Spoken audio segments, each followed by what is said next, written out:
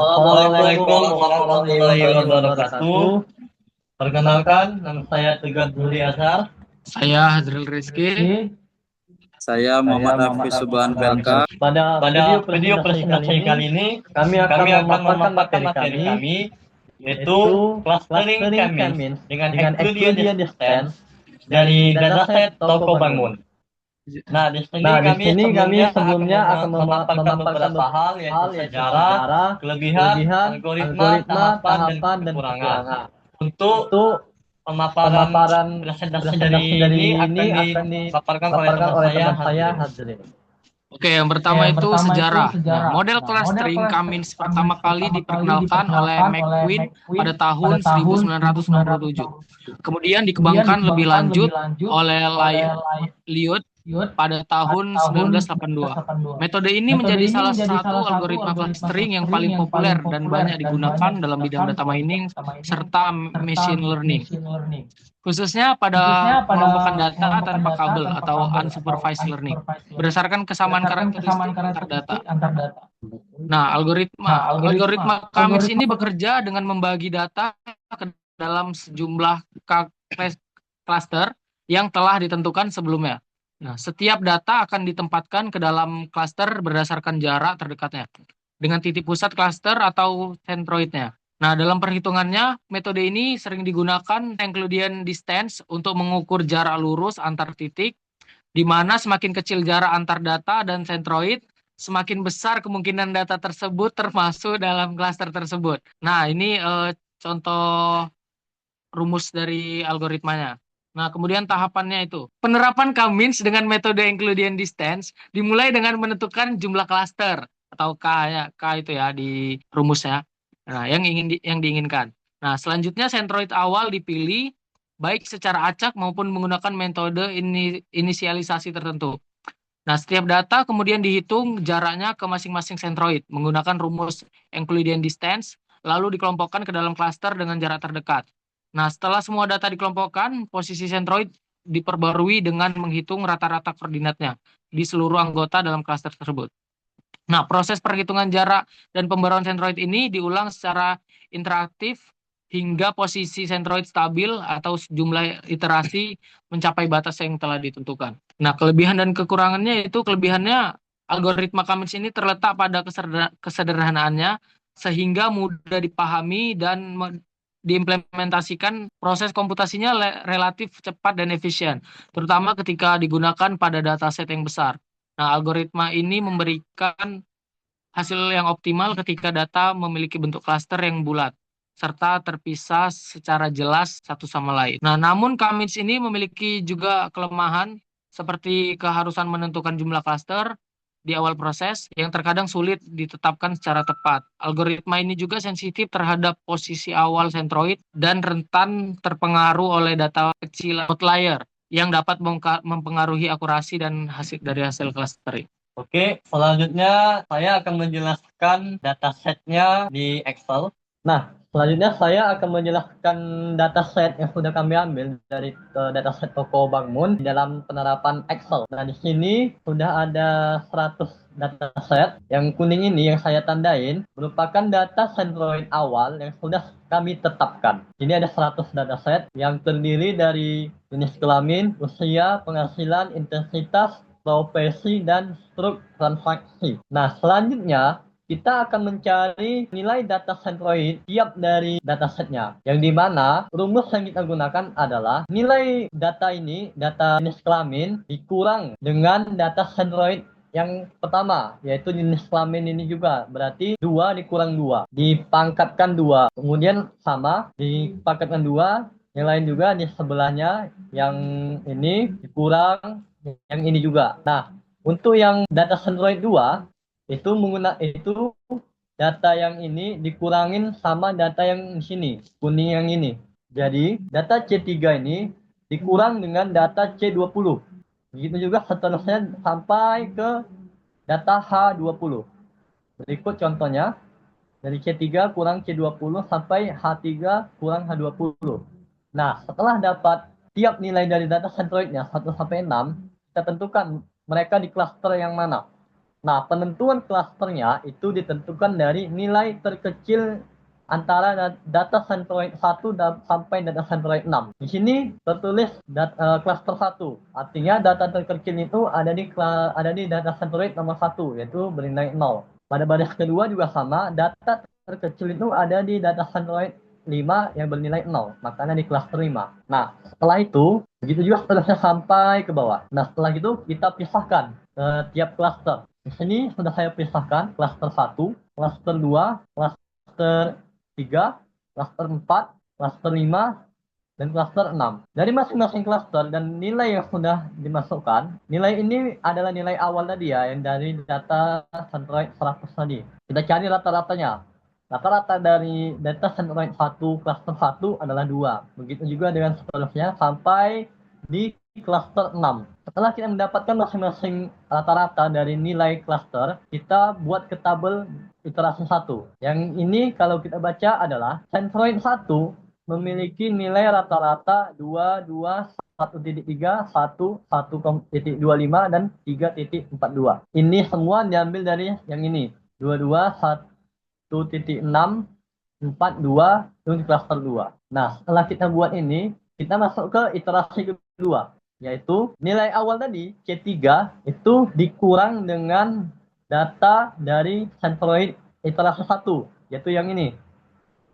Begitu juga seterusnya C3, D3, E3 sampai H3 itu kita kurangin dengan masing-masing ini. C3 dikurang AO2, D3 dikurang AP2, dan seterusnya sampai ke AT2. Inilah hasil dari tabel rekapitulasi iterasi kedua. Ini rumusnya C3 dikurang AO2 pangkat 2. Begitu seterusnya sampai ke bawah, dan ini juga sampai ke 6 ini.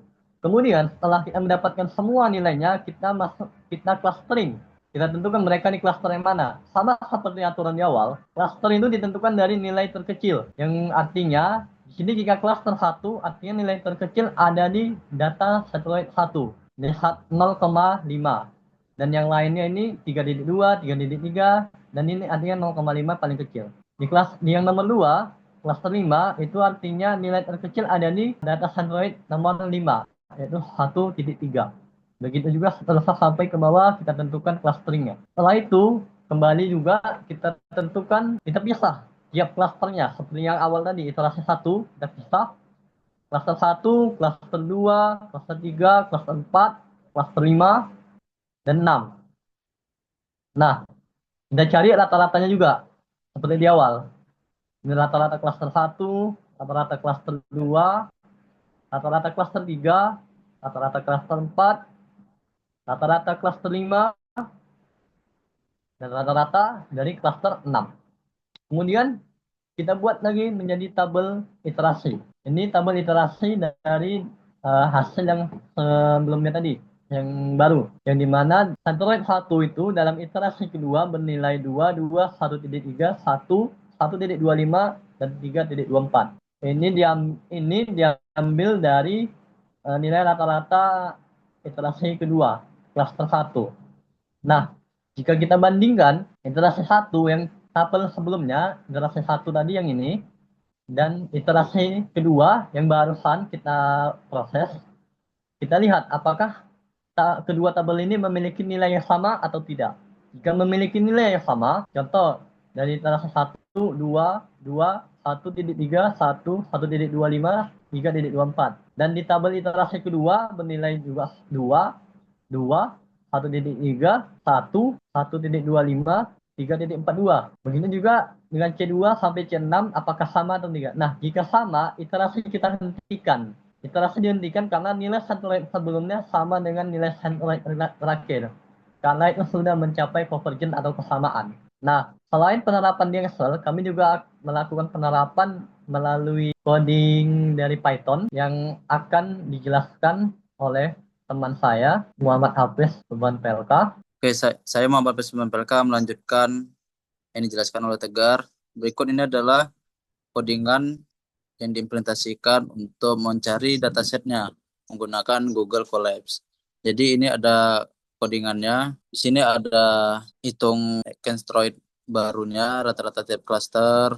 Dari awal itu ada dari baris tertentu, hitung jarak Euclideannya, tentukan klasternya, hitung sentroid baru rata-rata setiap klaster, terus iterasi keduanya. Kemudian pisahkan data tiap klaster iterasi kedua, kita tampilkan daftar nama per klaster iterasi kedua. Nah, inilah dia hasilnya dari beberapa klaster. Dari klaster 1 sampai klaster 6 kita ada di sini. Nah, ini iterasi kedua. Nah, ini dia struk transaksi klaster dari dua tadi yang dijelaskan oleh Tegar. Ini ada dua. Jadi nilainya itu sama.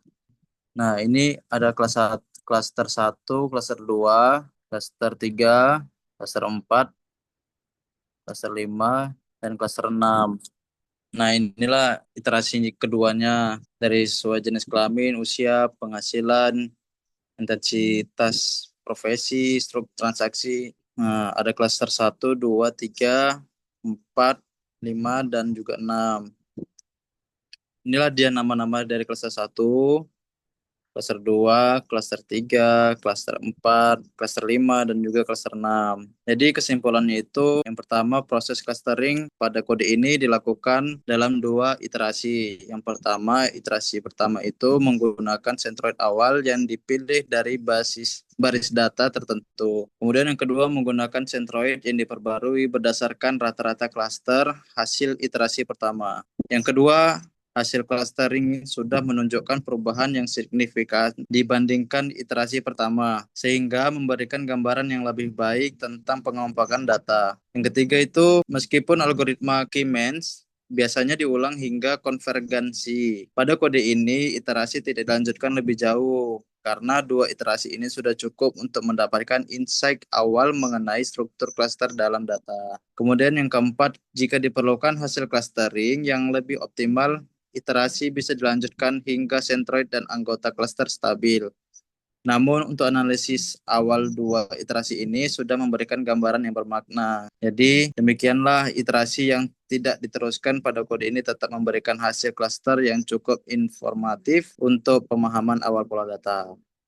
Nah, berikut diagram dari hierarchical clustering. Nah, di sini ada data index atau cluster iterasi keduanya. Nah, ini berikut head map dari nilai numeriknya. Ada jenis kelamin, usia, penghasilan, intensitas, profesi, dan struktur transaksinya. Nah, di sini ada scatter plot pertama. Nah, itu jenis kelamin dan usia. Ya, scatter kedua itu ada penghasilan dan intensitas. Dan scatter plot ketiga itu profesi dan struktur transaksi. Baiklah, itu saja pemaparan materi dari kami. Jika bisa saya simpulkan, yang pertama itu dataset harus disiapkan satu. Kemudian kita proses melalui Excel menggunakan metode K-means dengan Euclidean distance atau pendekatan Euclidean. Kemudian kita tentukan clusteringnya dan kemudian kita buat tabel centroidnya. Apakah sama atau tidak di akhir. Jika tidak, tetap berlanjut. Ya sama, tetap berhenti. Nah, kemudian juga kita lakukan penerapan atau implementasi melalui Python yang dimana coding-coding itu akan memproses dataset 1 sampai 100 tadi hingga menampilkan dua tabel iterasi 1 dan 2 apakah sama atau tidak.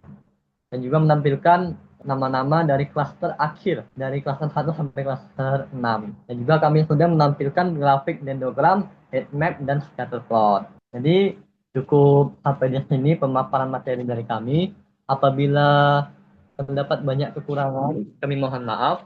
Apabila terdapat banyak kekurangan, kami mohon maaf karena kami juga masih belajar, masih banyak salah. Pada teman-teman, semoga bermanfaat. Kepada Pak Syahril dan dosen, terima kasih sudah mengajari. Kami undur diri. Assalamualaikum warahmatullahi wabarakatuh.